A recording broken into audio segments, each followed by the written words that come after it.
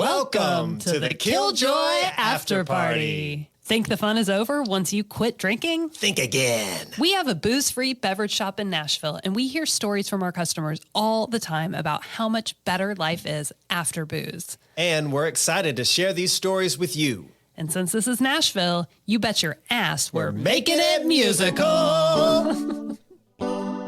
Yeah, it tastes like sunshine, like a real good time, lifting my mood and it brightens my day. Gonna rise and go, no alcohol, get my sparkle roll.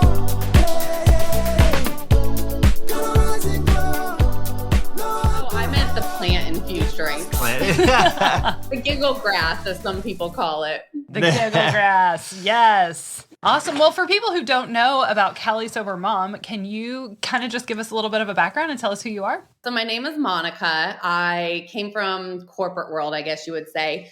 But really, Cali Sober Mom started because over a traumatic incident, the traumatic incident was not alcohol related, but healing from it, I knew the only way I could heal would be to get off alcohol. And if you've ever addressed one trauma, you realize if you truly heal, you start unpacking all the trauma. Mm-hmm. So I really, getting off alcohol, healing all the trauma that was inside of me, and using cannabis, hemp, marijuana, weed, whatever we want to garden, if you're on Instagram, whatever you want to call it, really helped me. And I did a lot of research on what alcohol is, what it was actually doing, what the medicinal benefits are. So I started Cali Sober Mom as a way to help get this information to other moms and women that might be suffering in either postpartum or with anxiety, whatever it is they're going through, to help them know that alcohol isn't helping them. And there are other alternatives if they think it's going to be a super boring road going alcohol free. Did you decide to go alcohol free and then immediately start down this road, or did it take some time for you to kind of learn about these products? I have tried to go alcohol free quite a few times in my life. I've always known that it's something that wasn't doing me a lot of good, I guess you could say. Nothing like devastating or physical addiction or anything like that. But I just always knew it was holding me back from a lot of things and tried a lot of times, but it never really worked. And then this time I had more reasons to stop with the young children. And I had just decided, okay, quitting cold turkey hadn't worked before. I had tried one of the edibles at a Mardi Gras parade a month or two prior and had a really good time with it. And I was like, let me get this medical card and try out the edibles as I transition off of alcohol. But I also added therapy. I've never done therapy either. I did some online AA meetings, which I had never done that before either. So it's not just going over to the cannabis that made this time going alcohol free stick. There were motivating factors that were different, and then therapy, AA, a different avenue for release, a whole lot of things that made this one change. Did you find community there? In AA?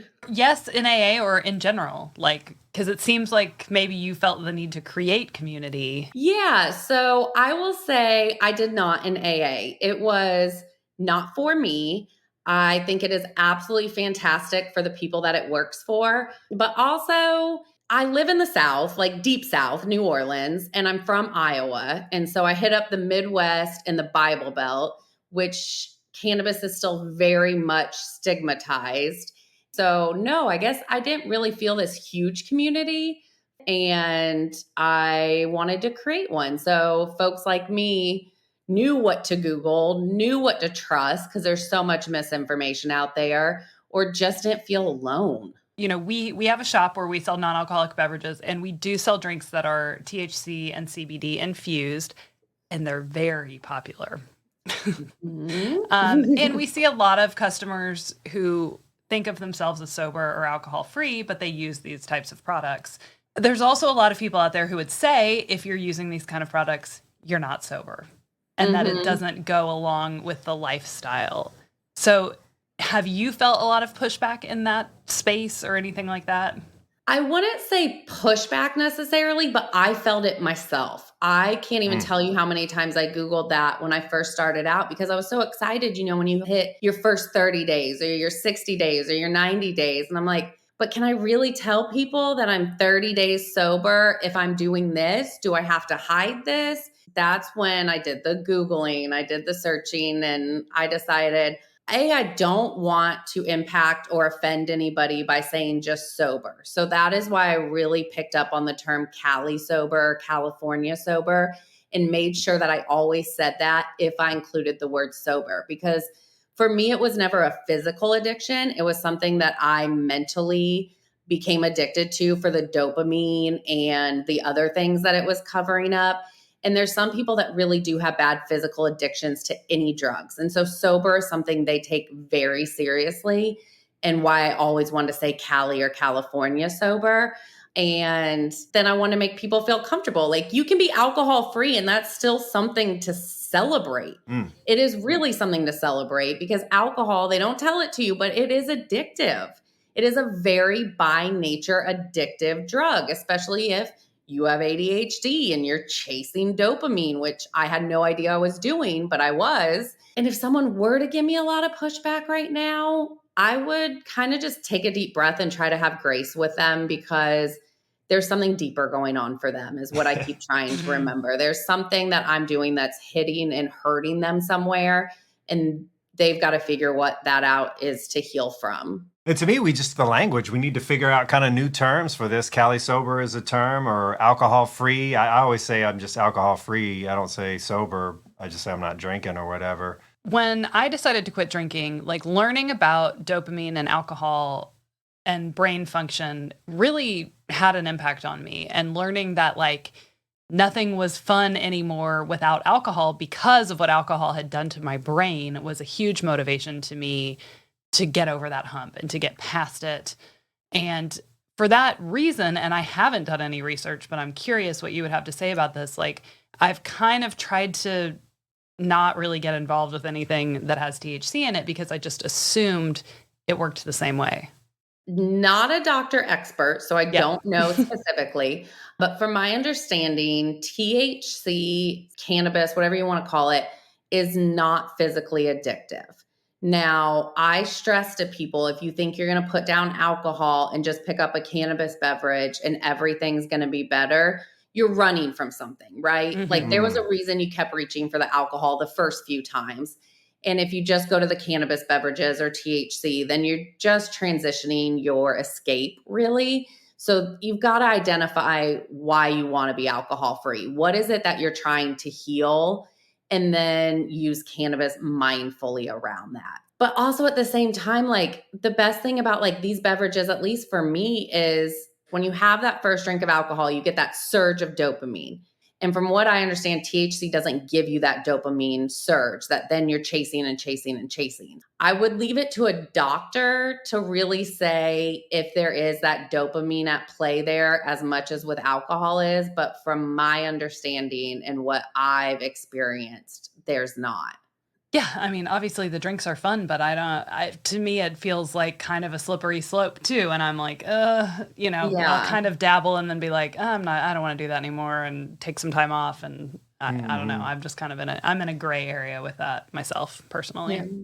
I think that's fair. And I think that's a huge part of moving into mindful consumption, which I think it's like Derek Brown, Laura Silverman, like in the NA movement, I never heard that term before, mindful consumption. Mm-hmm. But I think that's until you're in a space where you can be mindful about anything you're putting in your body. I mean, one time I got off alcohol and all I ate was Bluebell Dutch chocolate ice cream. I just moved my thing over. And y'all, I'm not kidding. It was like 2015 maybe. And Bluebell had that listeria outbreak. So you could not get Bluebell anywhere for months. And I went back to wine. I had 6 months off alcohol until a listeria outbreak.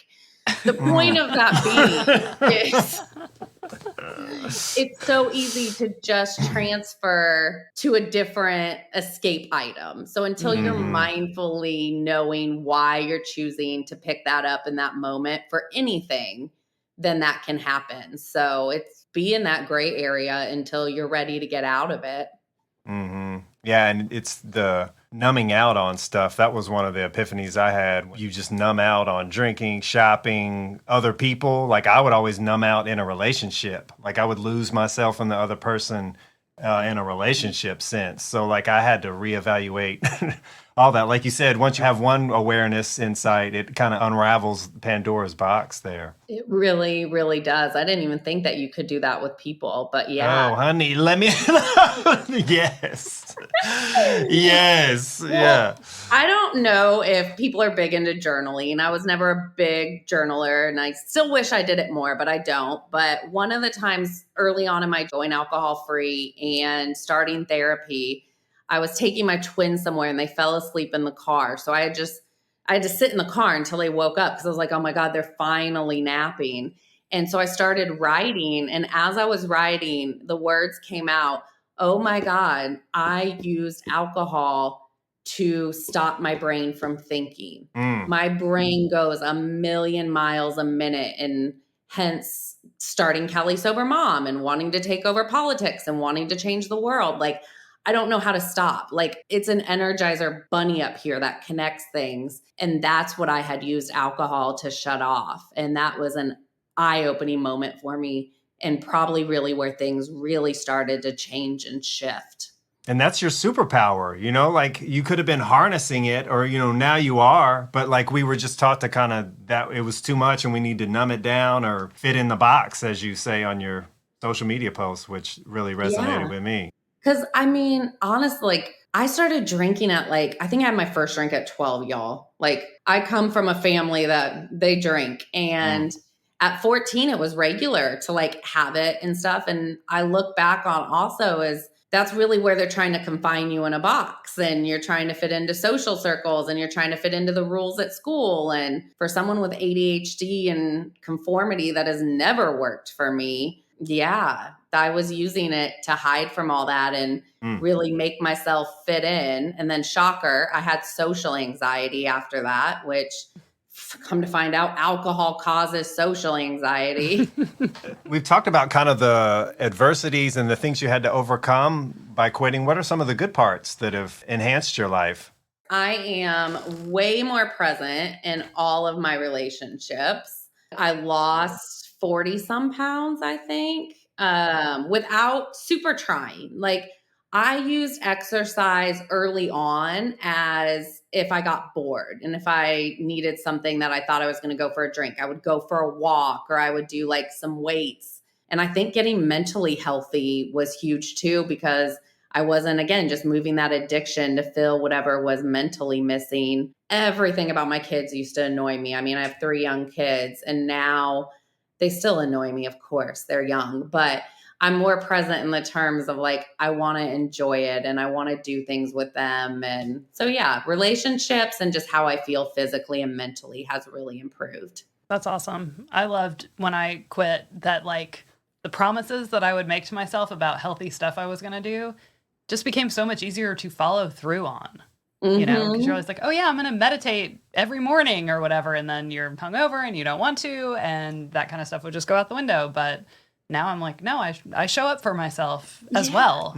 The other cool thing now that like you say that too, that I'm thinking of is one of the things I read is, you know, it kills our brain cells. Like alcohol is actively killing it. And you don't know that, right? But they've done the studies where they do the scans before and after, and all that gray matter either disappears or comes back. And I genuinely feel like I can feel my brain regrowing sometimes. Like, and I've always been just a seeker of knowledge and information. And I like to learn new things. That's my dopamine hit that I covered up that is now back. But sometimes I looked at my husband, I was like, I almost feel like I have 2 brains. Like I have the pre-brain, but then there's this like new brain growth that's like a whole new person. And it's weird and fun all at the same time. So yeah, that's awesome. I was really interested in all of the brain stuff as well. And one of the books that I liked was called Unchain Your Brain. I don't know if you've read that, but I haven't.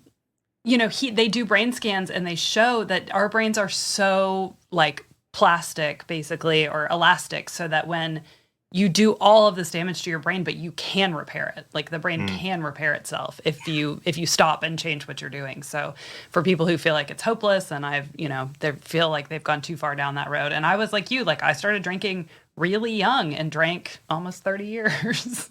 Me too. I'm at like, if I started at 14, I'm 38 now. What's that? 24 years. Yeah. It's a career, quite a career. Yeah. I'm like, whoa.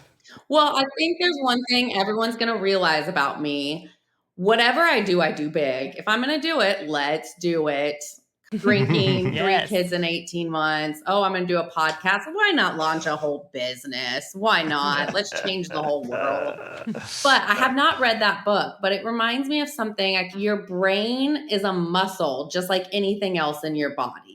And so you think of when people are like, I'm going to go run a marathon or I'm going to lose 50 pounds. And then you work out for a couple days and then your body hurts and a lot of people quit, right?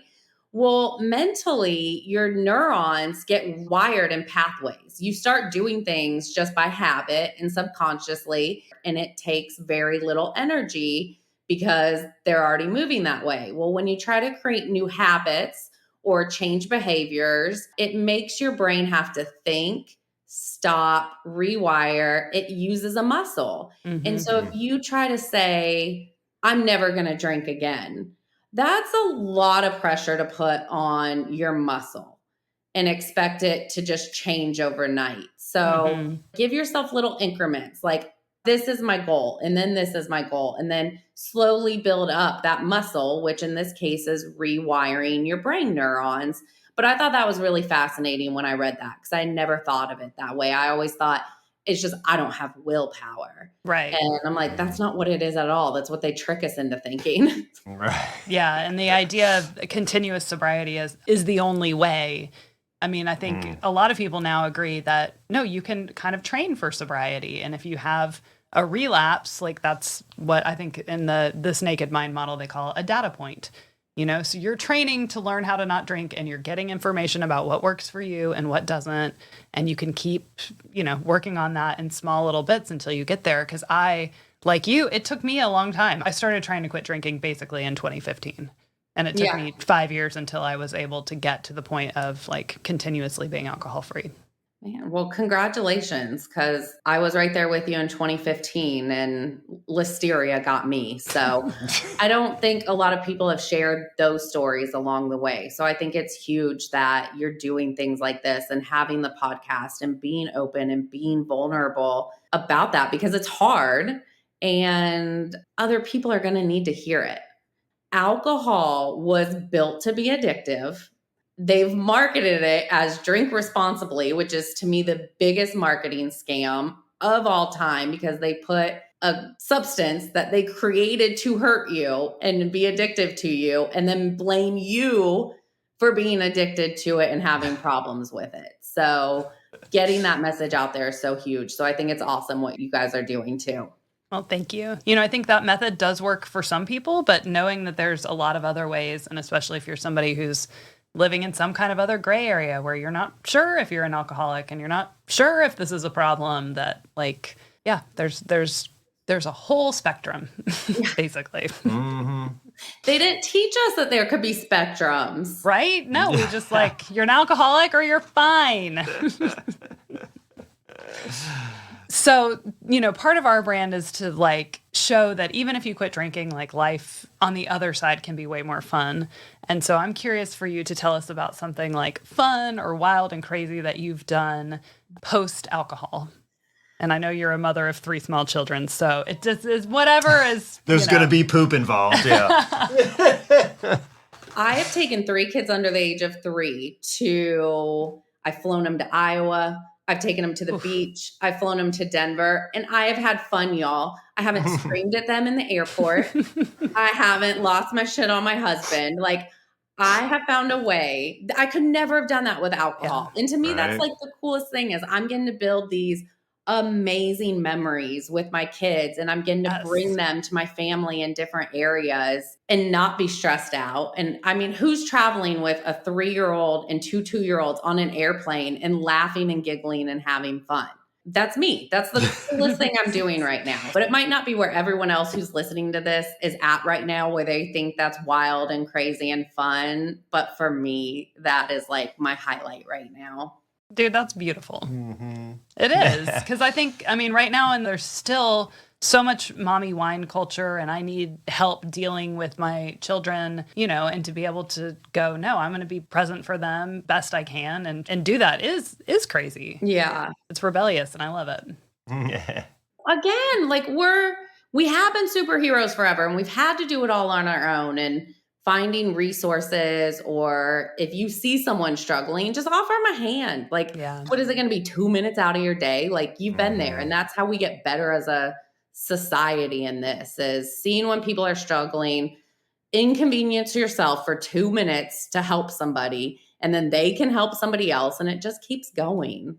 Yeah. And it makes you feel good. A lot of people are happy to help in general. And I think that's the thing that I always tell myself is that, if I ask for help, I'm really inconvenience this person, when the person's like, I'm happy to help you with that. Like, I have that energy to give right now, you know, because we're all struggling with something different. Ooh, yeah, your problem. I can handle your problem. Yeah, let me disassociate from my problem. Right. Because I'm now an expert at your problem.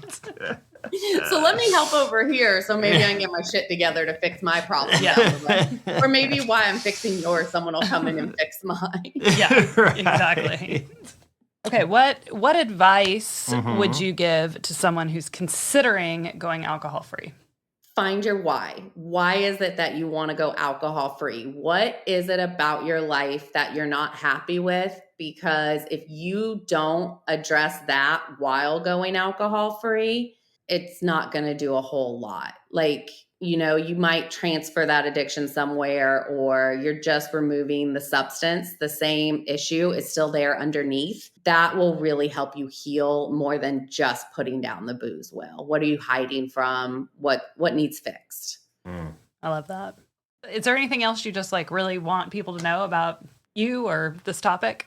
It's way easier said than done, but once you stop worrying about what Sally down the street is going to say, you're going to find so much freedom in learning yourself. If someone's not living the life that you're dreaming of and that you want to create, who cares what they think? That would be my biggest thing, is trying to keep that in your mind as you go through all this. Because if you can let that go and come into who you are, it's such a beautiful, amazing place to be. I love that. And I want to piggyback on that like, then look for people whose lives you do want, because I am in this incredible community of people who are alcohol free that are out there, and I'm sure would love to get to know you and encourage you. Absolutely. My therapist said that too, actually. I remember saying something early on when I was having a hard time, and she's like, no, as you go into these things, she's like, your people will come to you. And I'm like, what? We go on some weird website and like type this in? Now that I've in it and I've put the work into following what I'm passionate about and what I'm good at and where my interests are, I am meeting just these amazing people. Beautifully said. All right, ready? Are we ready? Rapid fire? Yeah. What's your favorite color? Pink. Favorite animal? Dogs. What's your most listened to genre of music? Whatever's got a good beat at that moment and comes on quickly. I'm too lazy to search for anything. Favorite alcohol-free drink right now? Tie, because we're talking Nashville and I love them, is Cali Sober. Love it. Yeah. But my favorite go-to, it is the Louis Blackberry Lemon. So good. Good choices. All right. What's your favorite feature of your own face? My eyes. Favorite nickname for New Orleans? My favorite is during COVID, our mayor is a disaster, absolute disaster, under federal investigation. But they nicknamed her and created this YouTube video called LaToya the Destroyer. Nice. Weird as it sounds, LaToya the Destroyer is my favorite nickname for New Orleans right now. We can use this. Mm-hmm. What is your favorite way to move your body? Tossing and turning as I sleep. Feels good. I love finding that perfect position to fall asleep. That is a very unique answer. I appreciate Yeah. that. Yeah. I'm a weird person as it's coming out, I promise. I like it. I like We it. encourage this. Yes, we're finding our people. Yes. Yes. What's something you do for fun? I love learning more about topics. Can you play any musical instruments? No, but my grandpa is in the Iowa Rock and Roll Hall of Fame. So Okay. there's that. I have music in my family. I just don't have it whatsoever. Was he like in a band or what He did he was do? in a band. He played saxophone, I believe. It's called the Cavaliers. Okay. Mm. All right. So now what we're going to do is use what we've talked about and your answers to these questions. And we're going to write a little song. This is going to be your song. Mhm. All right. Here's some lyrics that I've Yes. just started writing. So you tell me like how this stuff resonates with you and we can play around with it. I loved you said, whatever I do big. big. I feel like that is like the chorus right there. Yeah. I love Whatever that. I do big. You also said, why not? Let's change the whole world, which I loved. It's scary but fun. Blue eyes with a touch of brown. Tossing and turning is how I get down. I'm into that. Cavalier like Gramps. All Was it right. your grandpa or your dad? It was my grandpa. Whatever I do big. That could be like a chanty little bit. Whatever I do Yeah. big. We could chant that. Let's change the world. It's scary but fun. When you said, let's change the world, it's scary but fun, can we include something like, but not like LaToya the Destroyer has done? Yeah. Oh, yes. You can just leave it there and I'm happy. I don't know if you can work it in, but my husband's 5 years older than me. So what I always tell him is I'm way more accomplished at this age than he was. Right. Nice. So it's like I'm wiser than when my husband was or something. I like it. I liked the blue eyes line. Oh, yeah. What was that one? Blue eyes with a touch of brown. Tossing and turning is how I get down. Yes. I don't know. What was the giggle juice? Drinking that giggle juice. Drinking that Something giggle about juice. shaking that caboose. I love that. Drinking that giggle juice. I am now going to use that and not give you credit for it, Monica. I do like giggle juice. We don't need to include this, but I was trying to figure out how to work it in. I put Cavalier like Gramps. Husband doesn't have a chance. Please include that. Please include that. Okay. All right. I need to organize this slightly better. What I do big. What I do big. That'll be like the What I do the big. chanty part. And then let's change the world. It's scary but fun, but not like LaToya the Destroyer has done. Blue eyes with a touch of brown. Tossing and turning is how she gets down. Drinking that giggle juice. Shaking that caboose. Cavalier like Gramps. Husband doesn't stand a chance. Before we get into it, I have one thing to say. The chorus is whatever I do big. But then we say she. Should the whole thing be from the first person perspective, like I? Touche. Sure. Yeah. It just feels weird to go back and forth. Yeah. So we'll be singing it from her perspective, Yes. essentially. Yeah. We're writing her theme song. Okay. Dry run. Here we go.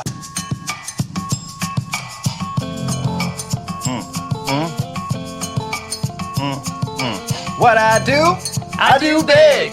What I do big. Yeah, what I do big. Yeah, I do big. I got blue eyes with a touch of brown. Tossing and turning is how I get down. Drinking that giggle juice, yeah. Always shaking my caboose, yeah.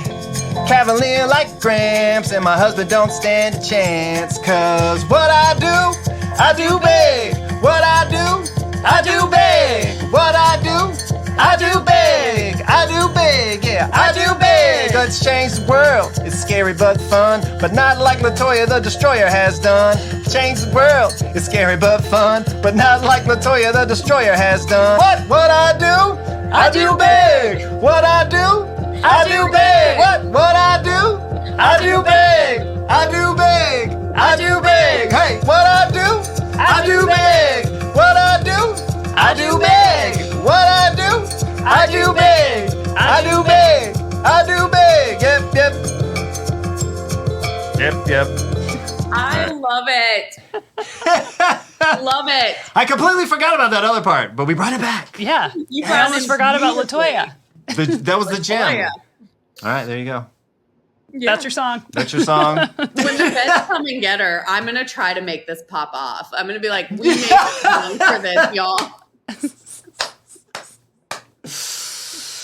Y'all, this was so much fun. Yes, thank you so much for you. joining us. I know you're super busy. Tell the people about where they can find you, listen to your podcast, all of those things. So you can find me, website's calisobermom.com.